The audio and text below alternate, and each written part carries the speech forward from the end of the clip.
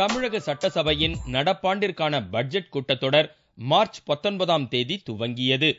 அப்போது நிதியமைச்சர் அன்பழகன் பட்ஜெட் தாக்கல் செய்தார்.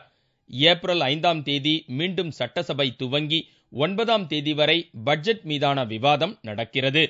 தொடர்ந்து 12ஆம் தேதி கூடி அனைத்து துறைகள் மீதான மானிய கோரிக்கைகள், அதன் மீதான விவாதம் என்று 29 நாட்கள் சட்டசபை கூட்டத்தொடர் நடக்கப் போவதாக சபாநாயகர் தெரிவித்துள்ளார்.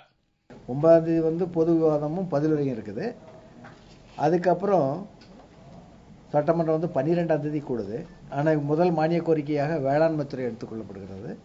13ஆம் தேதி சிறைச்சாலைகள், உள்துறை, மதுவிலக்கு மற்றும் ஆயத்தீர்வுத்துறை சம்பந்தப்பட்ட மானிய கோரிக்கை மீது விவாதம் நடைபெற இருக்கிறது. பொது விவாதமும் மானிய கோரிக்கைகள் மீதும் சேர்ந்து விடுமுறை நாட்கள் போக 29 நாட்கள் வருது. கோட்டை வளாகத்திலிருந்து ஓமந்தூரார் வளாகத்தில் புதிய சட்டசபை வளாகம் மாறியதை தவிர மற்றவை வழக்கம் போல்தான் இருக்கும்.